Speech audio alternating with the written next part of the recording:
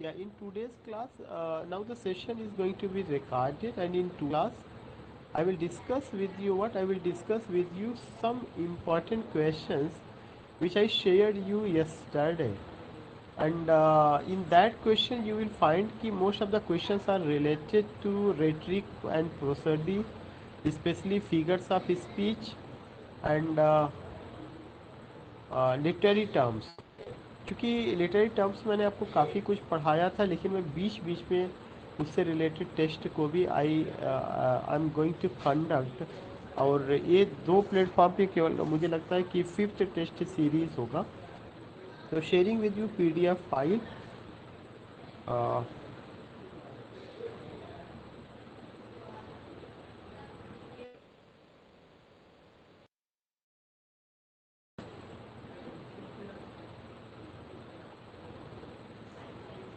Visible?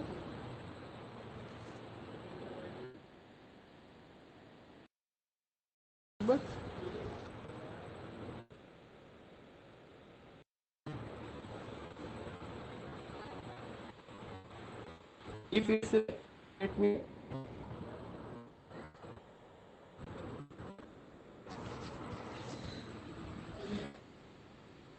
visible,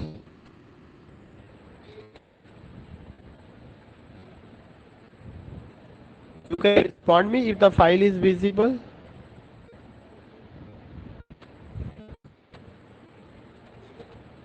Sir. Yeah. Rubina, is it visible? Yes, sir. Is it visible? Yeah. जी Okay. Sir visible है।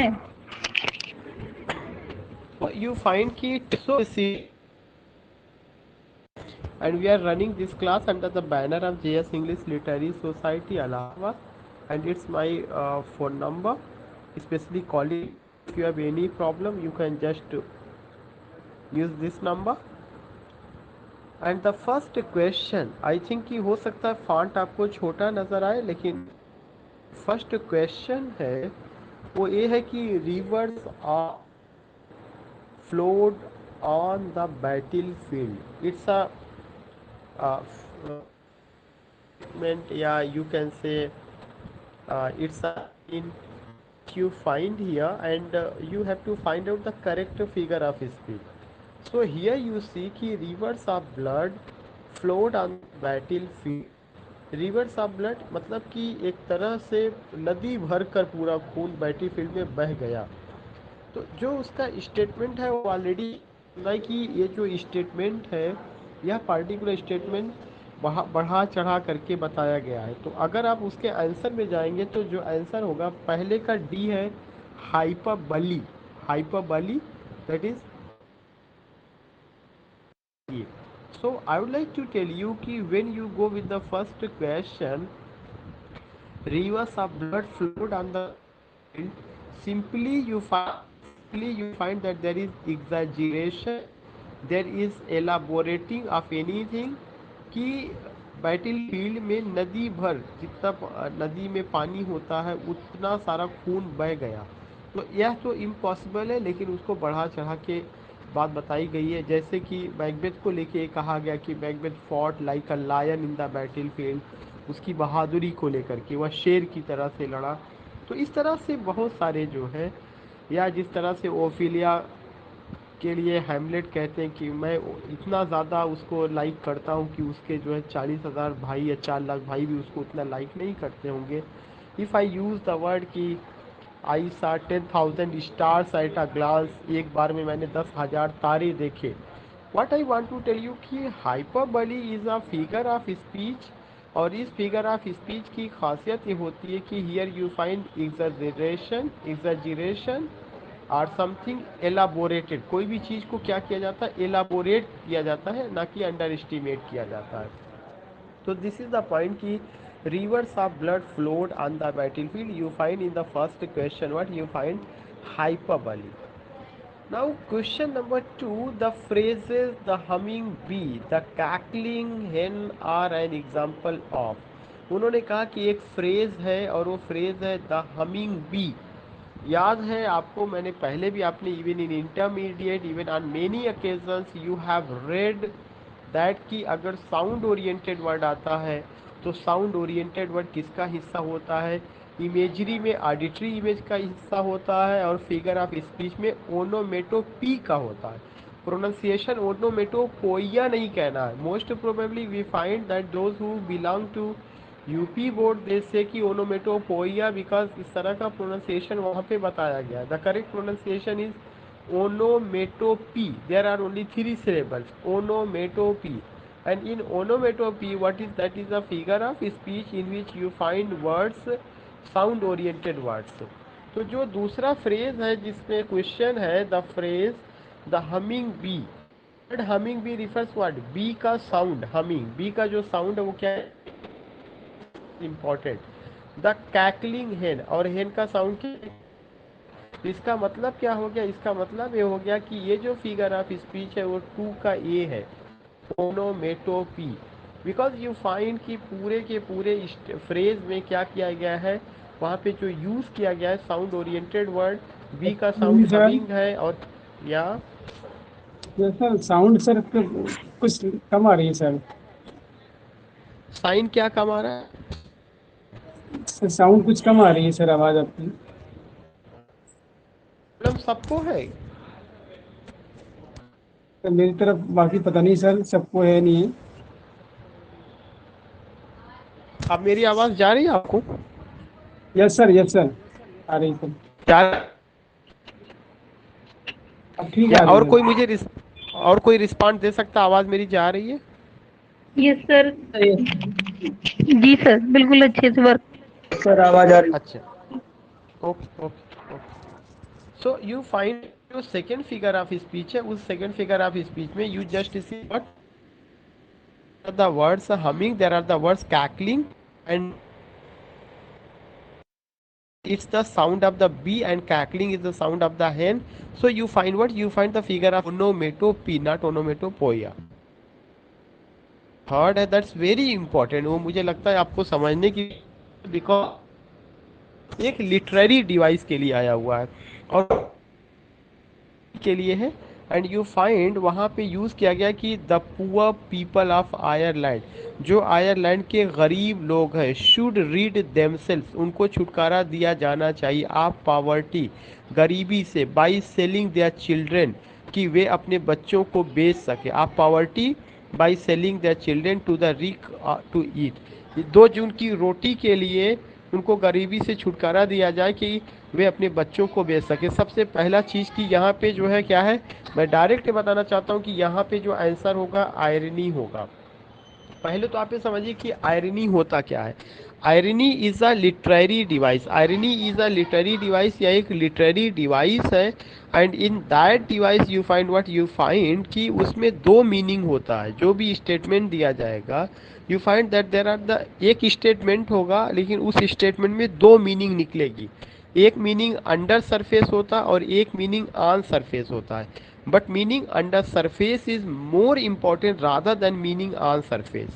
जो meaning under surface होगा वो ज़्यादा important होता है rather than meaning on surface. William Shakespeare ने irony का यूज़ बहुत ज़्यादा किया हुआ है, बहुत ज़्यादा किया हुआ है। जैसे अगर मैं एक स्टेटमेंट आपको कहूँ कि face is not the index of the heart, चेहरा दिल का आईना नहीं होता, तो इसका मतलब क्या हो गया कि जो यहाँ पे ये बताना चाह रहे हैं कि जो भी ये आदमी बता रहा है कि you are not eligible, you are not able to read the heart of someone, it means that what you see on the face of someone, if you say कि फला आदमी बहुत ही ज़्यादा क्या है कि बहुत ज़्यादा सिंपल है, सॉबर है, बहुत ज़्यादा ऑनेस्ट है, ओनली यू सी कि I can read the face. अगर आप ये कहते हैं कि just reading the face of someone you are going to decide कि that person is like this, that person is like that, it mean that you are wrong. Irony हमेशा ये कहती है कि जो चेहरा है जो आप पढ़ रहे हैं वह रियल इंसान नहीं है, बल्कि उसके दिल में क्या है, उसकी नीयत में क्या है। You have to read that thing, you have to go just inside the heart of someone, just inside the mind of someone, then you will be able to get the real beauty of a person. So irony हमेशा एक statement होता है जिसमें क्या होगा, जिसमें दो meaning निकलेगा, मीनिंग ऑन सरफेस होगा और मीनिंग अंडर सरफेस होगा। इसकी लाइट में मैं पहले तो यहाँ पे प्रूव कर दूँ। यहाँ में ये कहा गया कि जो आयरलैंड के लोग हैं और उनको छुटकारा दिया जाना चाहिए कि वे अपने बच्चे को 2 जून की रोटी के लिए। हमें सबसे पहले ये पता है कि जो है वो गरीब मुल्क नहीं है। Ireland is not poor. अब अगर यहाँ पे ये बात कही जा रही है कि 2 जून की रोटी, बल्कि इसका इसका मीनिंग अलग ही सेंस है, कर रहा है कि Ireland is a rich country और वो जो है दूसरों का भी हेल्प करते हैं। लेकिन इसको समझने के लिए you can go where you can Shakespeare का Macbeth. William Shakespeare in Macbeth says what, William Shakespeare Macbeth if you go या इफ यू फाइंड, तो वहाँ पर जो है लेडी मैकबेथ एक कहती है अपने हस्बैंड से कि be serpent under the flower. I am not using the exact word, लेकिन थोड़ा सा अगर आप देखेंगे एक वर्ड आता है कि be serpent under the flower. I just want to say कि अगर ये स्टेटमेंट दिया जाता है कि be serpent under the flower, तो ऊपर क्या नज़र आ रहा है, फ्लावर नज़र आ रहा है। लेकिन तुम्हें सांप बनना है और ऐसा सांप बनना है जो फूल के नीचे छुपा होगा। तो अगर कोई सांप फूल के नीचे छुपा होगा तो इसका मतलब है कि जब सामने वाला उसको देखेगा तो उसको फूल नज़र आएगा लेकिन सांप नहीं नज़र आएगा। लेकिन उसमें वो क्या कह रहा है, वहाँ पे एक इमेज उसने लिया हुआ है कि you have to be just like a serpent, and that serpent must be under the flower. It means that outwardly you have to seem just like a flower, but inwardly you have to behave like a serpent. So if you take this statement here, the irony is that outwardly the person just comes how the outwardly the person comes as a flower, but inwardly he behaves like a serpent. So when you take irony here, inwardly meaning is more important than rather than outward meaning. So another example I would like to give you कि उसी में ये कहा जाता है कि the particular palace where King Duncan has been brutally assassinated, you will come when King Duncan goes just to the palace of Macbeth, and Macbeth welcomes King Duncan. Then King Duncan says, it's a beautiful palace where I find the pleasant air. But he doesn't know that particular palace is not a palace, but that is his grave, because today's night he will be assassinated. तो बाहर से वो palace खूबसूरत है, उनको वहाँ पे pleasant air नज़र आ रहा है, लेकिन वो इस चीज़ को नहीं पढ़ पाते हैं कि यही पैलेस उनका कब्रगाह भी बनने जा रहा है, because that night he is assassinated. So what I want to say, when you go with this statement or with this word, take irony, how you can understand कि आयरनी एक लिटरेरी डिवाइस होता है जिस जो एक statement की शक्ल में आता है। उसमें दो मीनिंग होती है, एक मीनिंग ऑन सरफेस जो हमें दिखाई पड़ती है और एक मीनिंग छुपी होती है। लेकिन जो छुपी हुई मीनिंग है, मीनिंग अंडर सरफेस, जो हिडन मीनिंग है, that is more important rather than meaning on surface. इसका मतलब छुपी हुई मीनिंग ही रियल मीनिंग होती है और वही जो है क्या करना चाहता है, वही राइटर रीडर को कन्वे करना चाहता है।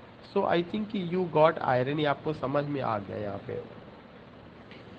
क्वेश्चन नंबर 4 है, necessity is the mother of invention. We all know कि यहाँ पर जो है क्या किया गया है, वर्ड मदर आया हुआ है। इसका मतलब क्या किया गया, पर्सनिफाइड कर दिया गया।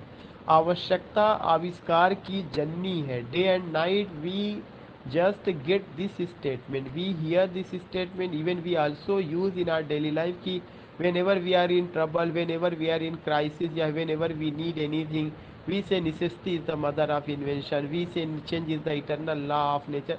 I am just giving the example, so you can just understand, if someone say necessity is the mother of invention, it means what? It means that mother is who? Mother is a person, and that's a living creature. Mother can breed, mother can feed, mother can just give you the healing touch. Mother has a shape, mother is a living creature, mother has motherhood. So necessity has just been personified. Necessity का जो रूप आ रहा है वो mother की शक्ल में आ रहा है। It means that here is what, here is 4 का A. Now the next question, when the poet says A is B he implies. ये बहुत ही टेक्निकल है, मुझे भी एक नया ये मिला है, जस्ट लाइक मैथमेटिकल की शक्ल में, मैथमेटिक्स की शक्ल में यू फाइंड। और इसमें कहा, जैसे लॉजिक में कहा जाता है ए बी है, बी ए है, देन यू फाइंड या व्हेन द पोएट सेज, अगर कोई पोएट एक कहता है ए इज बी ही इम्प्लाइज, तो वह कौन सा फिगर ऑफ स्पीच इम्प्लाई कर रहा है। ये नहीं कहा गया कि ए इज लाइक बी। अगर ए इज लाइक बी होता तो आपको तुरंत होता so as like, these are the words which are used to make the similarity between two things, but you don't find so as like।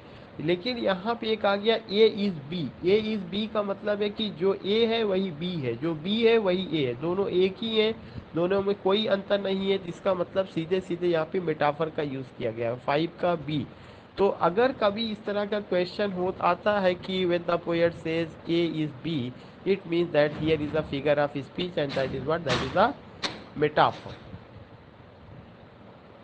Yeah, now you find the next point, the next question, question number 6, which of the figure of speech is the appropriate of hyperbole। कह रहे हैं कि is the opposite of hyperbole, not appropriate। which of the figure of speech, कौन सा figure of speech hyperbole का opposite है। तो hyperbole का जो अपोजिट होता है दैट इज लिटोटेस। लिटोटेस में किसी भी चीज़ को अंडर एस्टिमेट किया जाता है और हाइपरबली में उसको एग्जैजरेट किया जाता है। ये दोनों चीज़ें आपको ध्यान में रखना है, ये लर्न करने वाली चीज़ है, इसमें कोई फार्मूला नहीं लगेगा और ऐसा नहीं कि इसमें हमें डिफाइन करना है।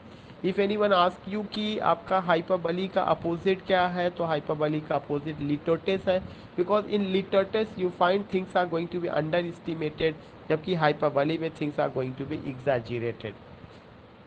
The terms onomatopoeia and oxymoron came from। Onomatopoeia जो टर्म है, जो ध्वनि सूचक अलंकार है, या जो ऑक्सीमोरॉन है जो विरोधाभास, इसको ऑक्सीमोरन नहीं कह रहा, oxymoron.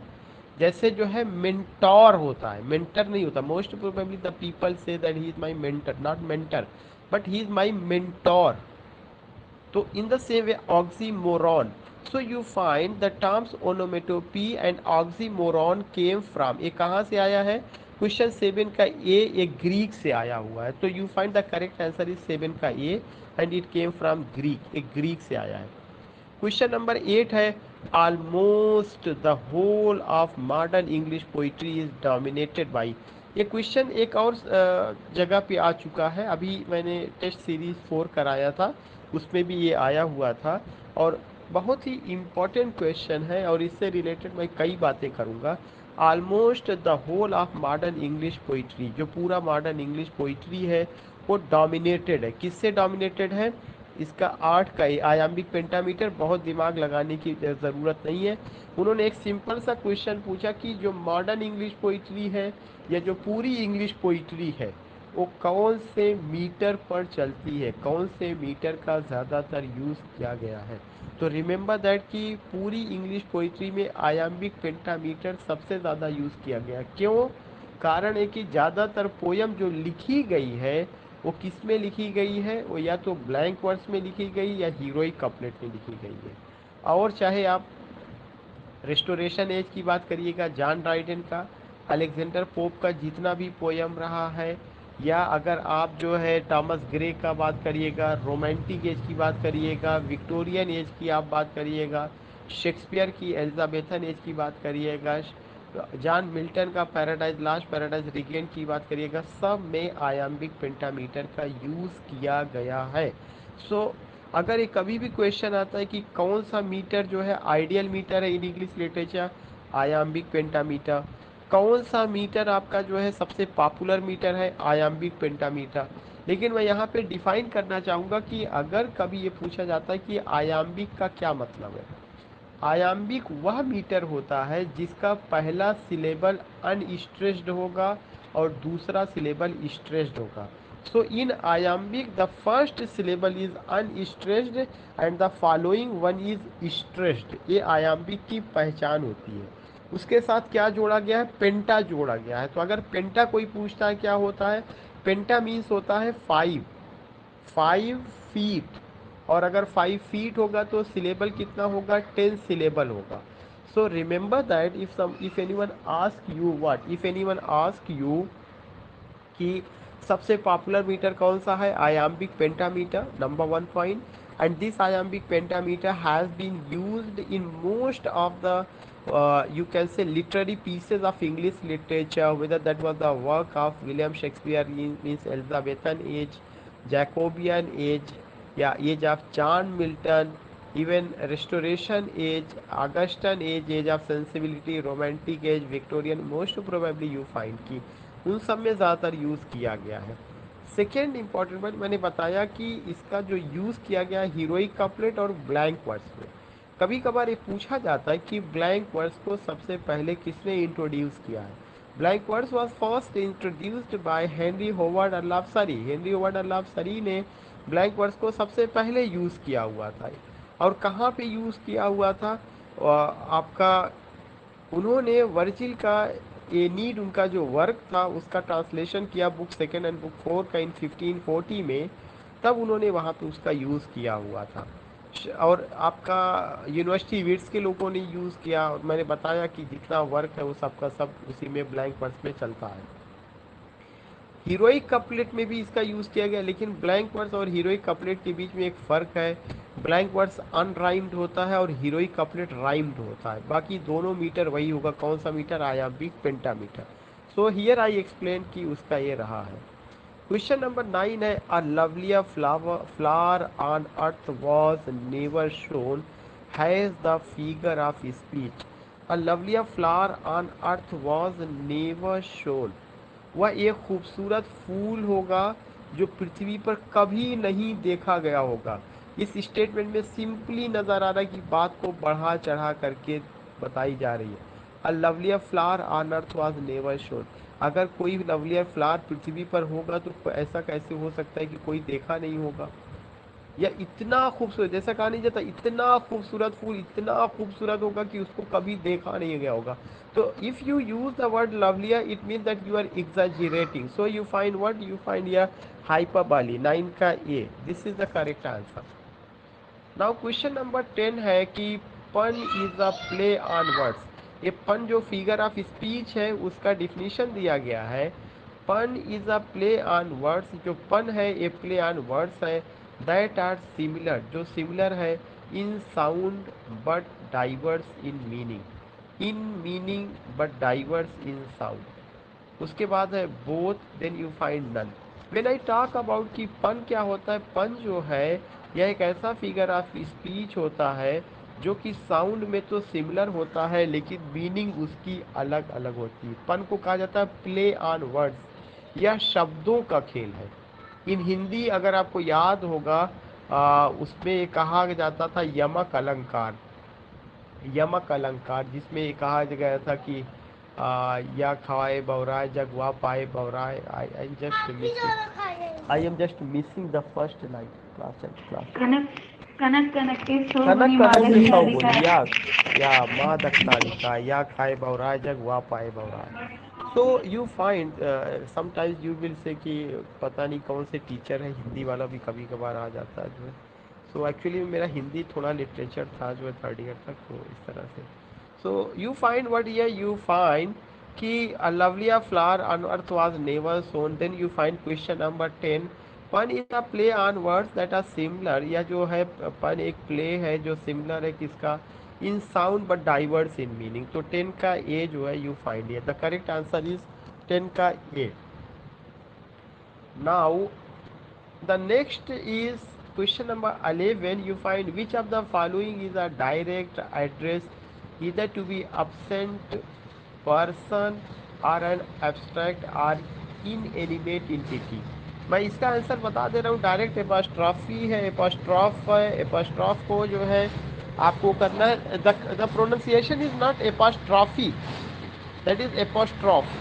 When I say apostrophe then remember that हमेशा हम लोगों का क्या होता है, एक थोड़ा सा हम लोग कभी कभार गलती ये कर देते हैं कि जो एपॉस्ट्रॉफ फिगर ऑफ स्पीच है और एपॉस्ट्रॉफ फिगर ऑफ स्पीच के साथ साथ देयर इज पर्सनिफिकेशन. तो हम कभी कभार वी फाइंड कि that there is a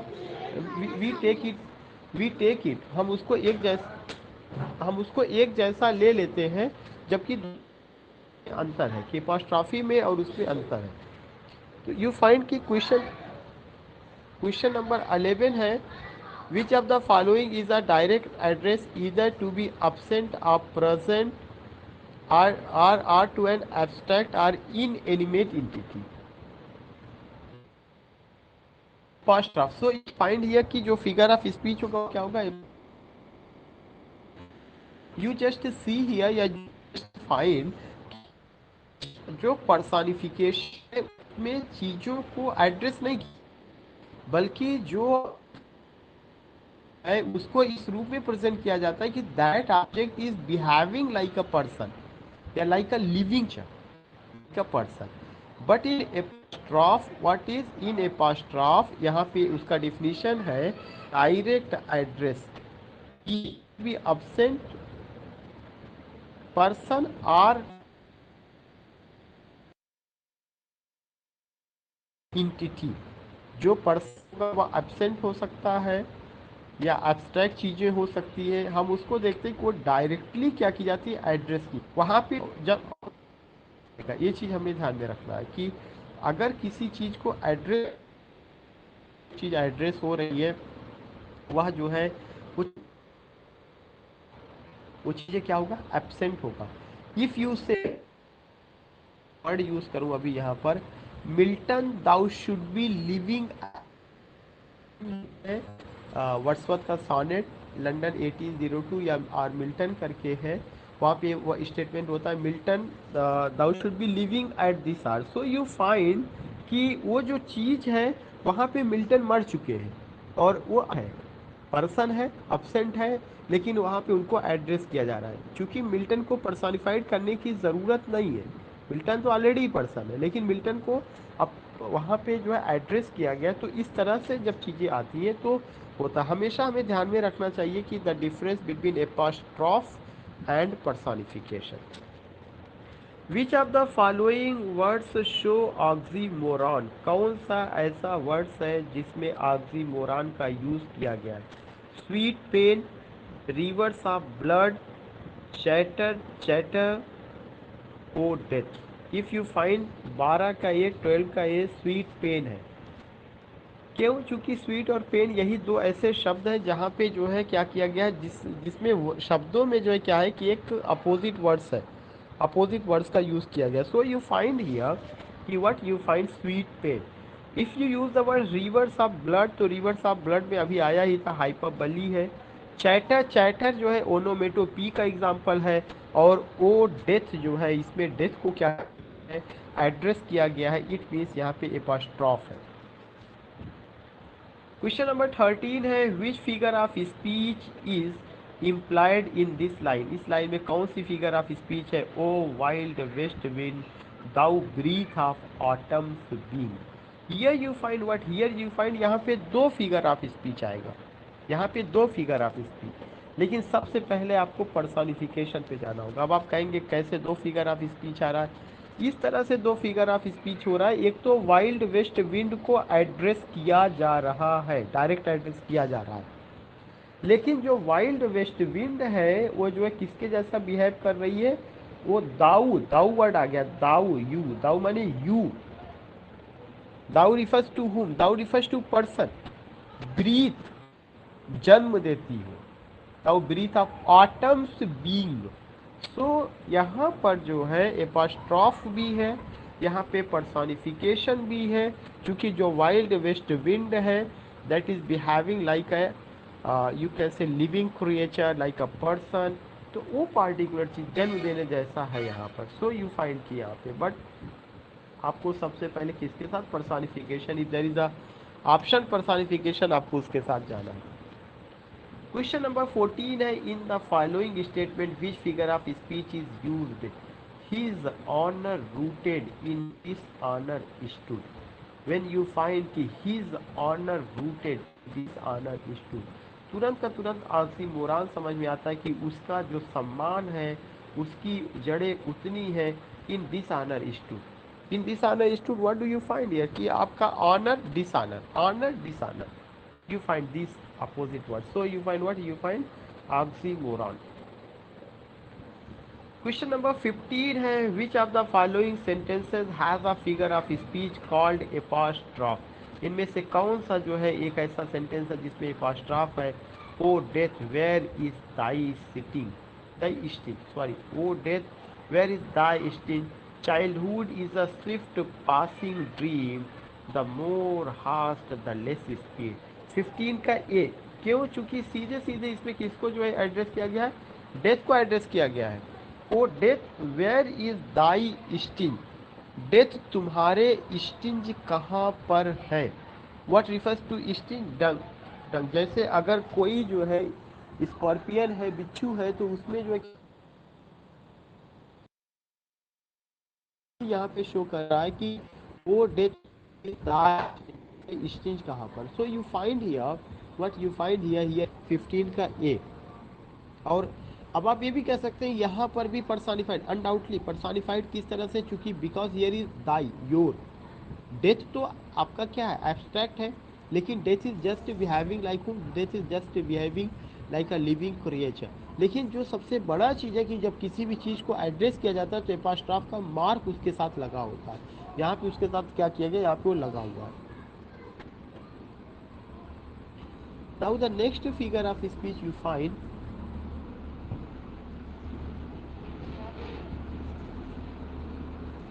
now the next figure of speech you find ki the use of the words with humorous satirical intention so that the meaning is directly the opposite of what is said। ये मैं explain कर चुका हूँ। Now you have to tell me कि इसमें आप क्या पाते हैं। आई हैव ऑलरेडी एक्सप्लेन, आप इसमें बताइए क्या पाते हैं।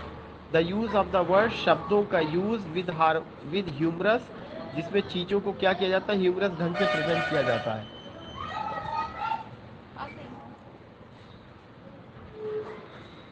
जिसमें चीज़ों को आयरनी, ह्यूमरस ढंग से प्रेजेंट किया जाता है। Sir irony. यस, सैटिरिकल इंटेंशन उसमें होता है, so that the meaning is directly the opposite of what is said. ये चीज़ें आप ध्यान में रखिएगा, meaning is directly opposite what is said. जो कुछ कहा गया है, जो कुछ कहा जाता है, मीनिंग जस्ट उसके अपोजिट निकलेगा। अगर ये कहा जा रहा है कि यह पैलेस, यह घर एक ऐसा है जहाँ से मुझे जन्नत की हवा नजर आ रही है, मुझे जन्नत नजर आ रहा है, तो उसमें जो मीनिंग निकलेगा वह मीनिंग कौन सा होगा, वह मीनिंग ये होगा कि यह पैलेस ऐसा है जिसमें मुझे जन्नत की जगह क्या, नर्क का पूरा सीन नजर आ रहा है। कि that is the thing which you see, that is the thing which you find. Question number 17 है, what is a literary man or a writer of literary works termed as. जो लिटरेरी मैन है या जो literary writer होता है उसके work के लिए, या वो कोई काम करता है उसके लिए कौन सा वर्ड यूज़ किया जाता है। लिटरेचर, ये हम सारे लोग जानते हैं उसके वर्क को। अगर लिटरेरी मैन कोई वर्क लिखता है, पीस ऑफ लिटरेचर या लिटरेचर कहा जाता है। यहाँ पे आप सोच रहे होंगे कि स्पेलिंग इसका कैसा है। जो इसका स्पेलिंग है यह ओरिजिनली वह वर्ड है जहाँ से उसको लिया गया है, ये इंग्लिश का वर्ड नहीं है, यह उसका रूट है जहाँ पे वो चीज़ें।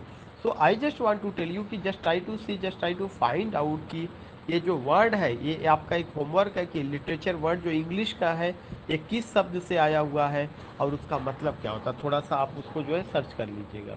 सो you find now the 18 is life is but walking shadow यहाँ पे होना चाहिए था, यहाँ पे गलत मैंने लिखा, टॉकिंग शेडो मैंने कर दिया है।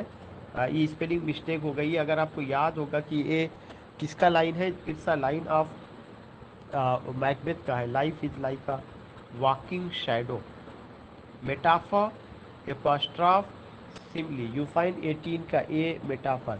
तो life is like a walking shadow बहुत इंपॉर्टेंट है। जैसे all the perfumes of Arabia will not sweeten this little hand, oh oh oh, that is the thing. So you find just that thing there, वो चीज़ वहाँ पे रही। वैसे ये चीज़ यहाँ पर है, मीन्स उसमें क्या था, उसमें भी आपका हाइपरबली रहा। यहाँ पे जो फिगर ऑफ स्पीच है वो क्या है, मेटाफर को लेकर के। कोट सर करने का हम यहाँ मकसद पे, है कि सर सर यहाँ पे पर्सोनिफिकेशन क्यों नहीं हो सकता, क्योंकि लाइफ को एक वो भी उसको हमने एक लिविंग बीइंग उसकी तरह दिखाया कि walking shadow. Life is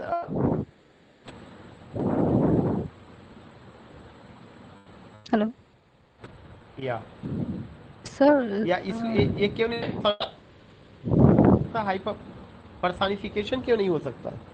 yes sir sir. देखिए, जब आप वॉकिंग शैडो कहते हैं तो जो वॉकिंग शैडो है, वॉकिंग शैडो जो है that is not a person.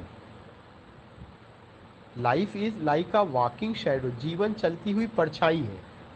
लेकिन जो परछाई है, परछाई इज नॉट अ पर्सन, परछाई is not a living creature. Personification किसी चीज का वहां पर होता है जब वो जो है पर्सन जैसा बिहेव करना शुरू कर दे। जैसे आपने कहा, death lays his icy hands on king, मौत ने अपना बर्फीला हाथ राजा के ऊपर रखा। तो जो मौत है, मौत क्या है? जैसे मौत है वैसे लाइफ है। लेकिन मौत किसके जैसा बिहेव कर रहा है? एक पर्सन जैसा, कि उसके हाथ है, उसके पाँव है, उसके लिए आप दाई वर्ड यू वर्ड यूज करते हैं। इस तरह से उसको एक शक्ल आदमी की दे दी जाती है।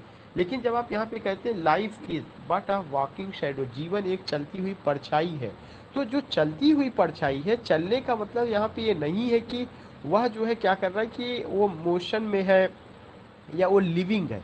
वो कहीं से जो है लिविंग का शक्ल नहीं लिया हुआ है।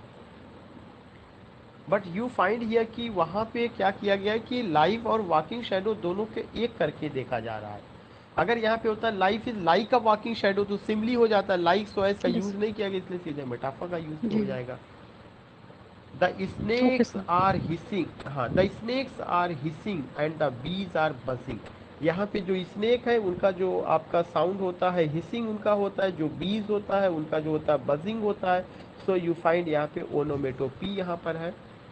A lie has no legs, जो झूठ होता है उसका कोई पैर नहीं होता। A lie has no legs, so you find कि अच्छा एक यहाँ पे रहेगा, a lie has no legs. How many questions we have? 25, 28, sir 28। we have 28 questions. If you go कि uh, when you go with this particular thing कि a lie has no legs, you find what कि यहाँ पर देखिए, अभी जैसे आप ये बात कर रहे थे कि a lie has no legs, तो यहाँ पे क्या चीज़ इंडिकेट कर रहा है कि क्या आपको ऐसा नहीं लगता कि when you find कि a lie है, झूठ का कोई पैर नहीं होता, झूठ का कोई पैर नहीं होता, then you find the same thing. I just want to know कि what figure of speech do you find? आपको यहाँ पे क्या लग रहा है, या किस तरह का फिगर ऑफ स्पीच आप यहाँ पे देख रहे हैं, या इसको किस वे में ले रहे हैं? Sir personification. Sonification. ठीक है, personification. And how do you see personification? Because sir झूठ को Because एक it is comparison the parts of our body. या ठीक है, या क्योंकि हाथ पैर जो होगा वो पर्सन का ही एक बॉडी ऑर्गन है। अब यहाँ पे कहीं पे मेटाफर नहीं हो सकता। क्यों नहीं मेटाफर हो सकता? क्योंकि झूठ का तुलना पैर से नहीं किया जा रहा है, उसमें एक रूप जैसा नहीं देखा जा रहा है। A lie has no legs, it means that कि बीच का ये वो जो है क्या है, पर्सोनिफिकेशन की वहाँ पे वो बात कर रहे हैं। सर इट्स ठीक मीन है, जो पर्सनिफिकेशन है उसमें बॉडी या किसी बॉडी पार्ट्स का होना होता है हाँ, पर्सनिफिकेशन में। देखिए पर्सनिफिकेशन में कोई भी ऐसा चीज होगा जो कि पर्सन को रिफर करेगा। ओके। पार्टिकुलर जो ऑब्जेक्ट होगा वह नॉन लिविंग होगा ना। जैसे आपका लाई क्या है, झूठ है। यह जो है या तो एब्स्ट्रैक्ट, या एब्स्ट्रैक्ट है, कोई ऑब्जेक्ट तो है नहीं। तो जो एब्स्ट्रैक्ट होगा या जो नॉन लिविंग थिंग होगा वह कैसे दिखाया जाएगा? लिविंग थिंग जैसा दिखाया जाएगा, वो यस लिविंग सर। थिंग। और उस लिविंग थिंग को दिखाने के लिए जो सहारा लिया जाएगा, या तो वह मैन जैसा हरकत करेगा, पर्सन जैसा हरकत करेगा, या उसका जैसा कुछ बॉडी पार्ट लेकर के उचित यहाँ पे वो की जाएगी। ओनोमेटोपी मीन्स, करें ओनोमेटोपी का क्या मतलब? Echoing of the sense by the sound, shape, size, the movement, showing of the same sense sounds of machine नन। तो ये है इकोइंग में जो होता है, क्या होता है? Echoing of the sense by the sound. Onomatopoeia जो है एक ऐसा फिगर ऑफ स्पीच है जहाँ पे क्या होता है? Echoing of the sense by the sound होता है। फिर you find what you find कि sarcastic irony is retention too. जो सार्कास्टिक आयरनी है इसको लेकर के आयरनी का एक टाइप होता है, सार्कास्टिक आयरनी में कोई ऐसा बहुत ज़्यादा नहीं होता। इसमें भी जो है आपका जो क्वेश्चन नंबर 22 है बहुत ऐसा नहीं कि कोई बहुत इंपॉर्टेंट है।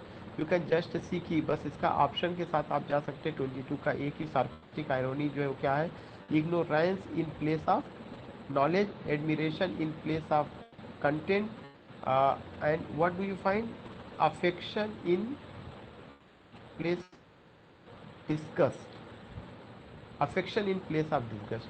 So you find कि क्वेश्चन नंबर जब आप 22 की बात कर रहे हैं तो you find यह कि 22 का है वो 22 का ऑप्शन ए दे रहा है, लेकिन यहाँ पे मैं इस चीज़ को इसलिए यहाँ पे वो कर रहा हूँ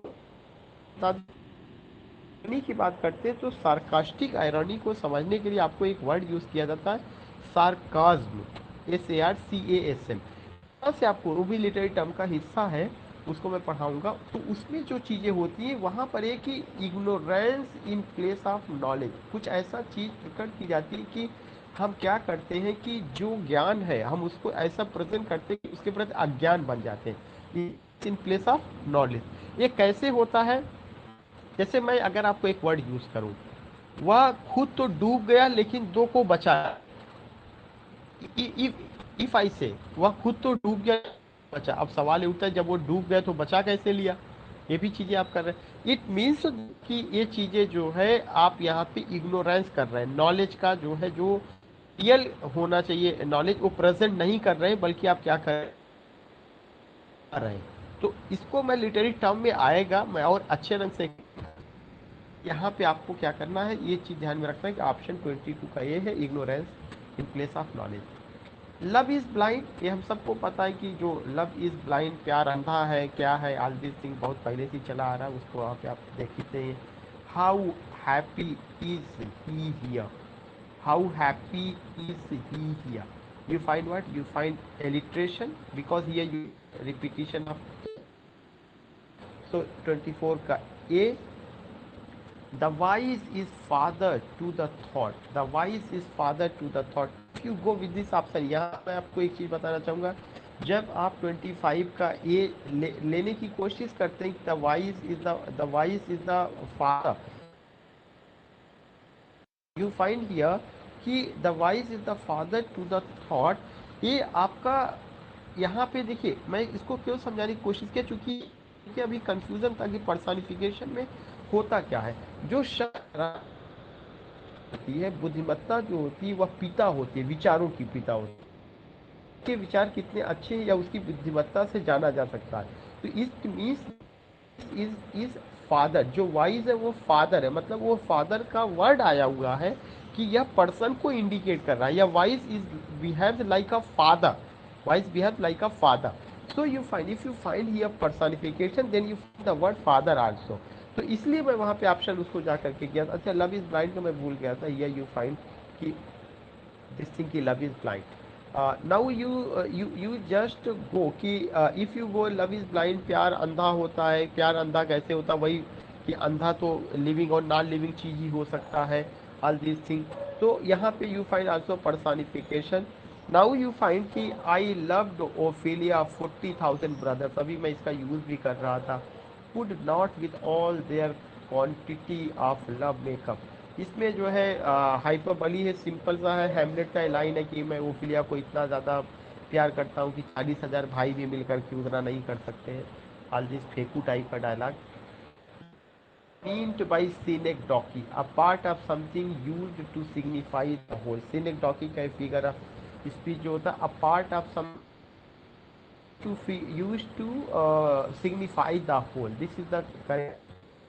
what is the term used to denote the use of one term to another with which it has become closely associated as the it's the figure of speech. Metonymy है, मिटोनिमी के लिए हम सारे लोग जानते हैं कि एक वर्ड आता है तो उसके साथ दूसरा वर्ड कहीं ना कहीं यूज किया जाता है, जैसे कि what is the term use to denote the use of one term to mean another which it has become closely associated as the crown.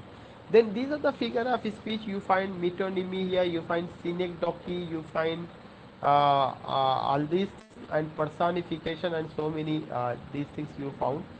I will also come with other test series also, लेकिन कल हम लोग जो बात करेंगे वो किस पर करेंगे, I will just go with जो आगे का टॉपिक है उसको लेकर के बात करेंगे। ये चीज़ था, डिस्कशन करने का पर्पस केवल ये रहता है, आंसर मैं आपको भेज देता हूँ, लेकिन डिस्कशन से बहुत सारे कन्फ्यूज़न या बहुत सारी चीज़ें जिसका मुझे थोड़ा सा डिटेल नॉलेज है, तो वो मैं वहाँ पे उसको और आपको एक्सप्लेन कर देता हूँ। So just concluding here, meet you tomorrow.